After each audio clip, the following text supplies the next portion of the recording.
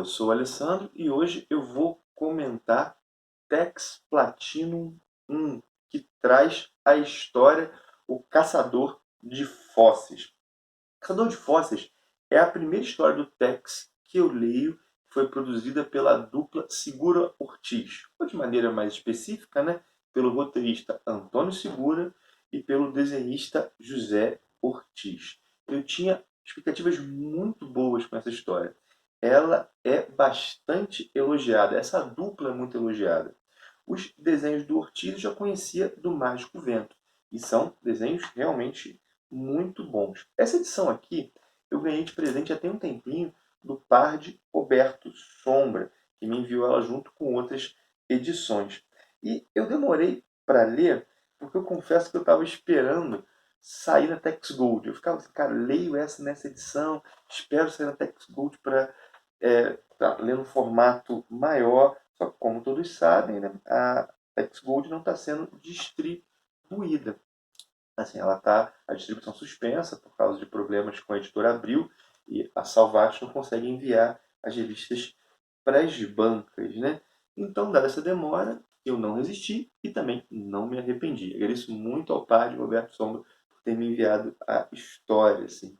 Essa daqui, eu tenho que ser sincero, é uma das histórias do Tex que eu mais gostei até hoje. Está ali pau a pau com Sete Assassinos, passado de Kit Carson. O roteiro e os desenhos são muito bons. Já mostrei um pouco dos desenhos para vocês. Eu já tinha ouvido falar dos escritores do Tex. O Segura é um dos mais diferentes. E vendo aqui, isso é verdade. Normalmente as histórias do Tex, elas seguem uma linearidade. Elas são lineares, né? É uma situação, e aí tem, mesmo que tenha mais de uma frente narrativa, essa situação vai se desenvolvendo até ter a sua conclusão, né? Há uma espécie de linha, né? E aqui isso é bem diferente. Na verdade, o que nós temos são múltiplas situações acontecendo todas ao mesmo tempo e essas situações vão confluindo, né? A coisa, a partir de determinado momento, ela ganha linearidade, mas que acontece é elas estão em paralelo durante boa parte da história, né? E há um bom uso da coincidência aqui. A galera deve ver meus vídeos, sabe que eu reclamo às vezes do Claudio Nies, do uso que ele faz da coincidência.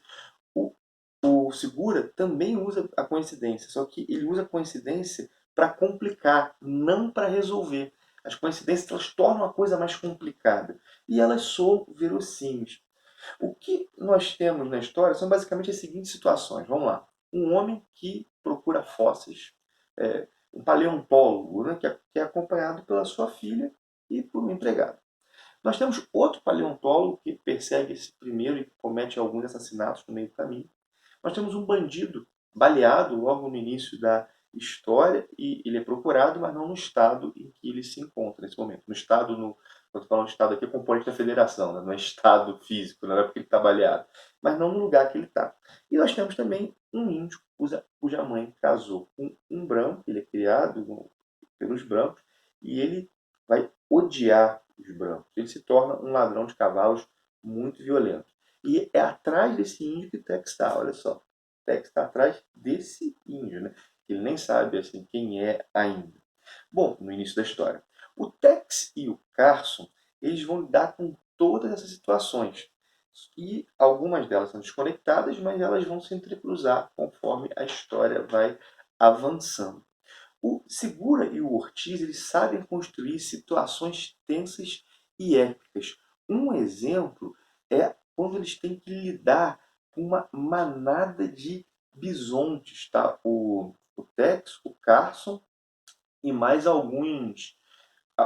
O paleontólogo, a filha do paleontólogo, e tem um monte de bisontes indo na direção deles, e eles têm que lidar com aquilo. Cara, é um momento extremamente épico da história. Estou aqui procurando para mostrar para vocês. Né? Olha só, isso aqui é a resolução da coisa. Mas isso aqui dá uma tensão danada até chegar. Deixa eu pegar as páginas anteriores. Vocês verem eles correndo, escalando, não sabem o que fazer. Outra coisa que tem legal é uma espécie de cerco à rocha. É essa mesma rocha aqui dos bisontes.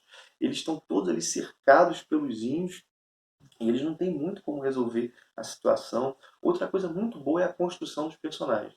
O Kit Carson do Antônio Segura é um dos melhores Kit Carsons que eu já li. É bem bom. E a história, ela conjuga ação, aventura e pitadas de humor. E um humor bem feito, orgânico à história, que não quebra nem o ritmo, nem a dramaticidade. Não é um alívio cômico por ser um alívio cômico, né? Outro aspecto legal é que a história parte de um personagem e de uma situação reais. O Edward Cope, que é o paleontólogo da história, ele é baseado no Edward Drinker Cope, que é alguém que realmente se dedicou à procura de fósseis. É um dos grandes paleontólogos do início lá da paleontologia nos Estados Unidos. E ele realmente teve um grande rival. Só que esse rival não é o Charles Sutter da história, é o Othniel Charles Marsh. Othniel, Othniel, acho que é assim que se pronuncia, Charles Marsh. É um Charles, mas não é o Suter, é o Marsh. E a rivalidade entre os dois, ela foi tão grande que ficou conhecida na história dos Estados Unidos como a Guerra dos Ossos. Eles trocaram acusações de plágio, um tentou atrapalhar a pesquisa do outro, atrapalhar que o outro conseguisse financiamento. Assim, na história do Segura, o Cope é visto como bom e o Charles Sutter é visto como mal. Mas quando vamos ver a história real, o Cope, assim, ele também cometia das dele, ele também utilizou de meios não tão bons contra o Charles Marsh. Mas assim, de todo modo, assim, o que é o caçador de fósseis? É a versão estilo Bang Bang para essa Guerra dos Ossos. Bem legal isso. Ponto para o Segura, que fez uma pesquisa histórica e transformou uma disputa real em uma aventura muito divertida. Muito legal esse caçador de fósseis. Ansioso aí para ler outras histórias da dupla Segura Ortiz. Bom, aí meus comentários. São esses meus comentários. Peço que se você gostou, deixe seu joinha. Se você não é inscrito no canal, se inscreva, por favor. E a outra coisa que eu quero lembrar é que eu sempre deixo um link da Amazon. Se você fazer alguma compra na Amazon e por acaso quiser entrar por esse link, você vai ajudar o canal, né? Você não vai perder nada do canal, ganha pequena porcentagem. Isso ajuda a gente a melhorar as coisas por aqui. Um abração e até o próximo vídeo.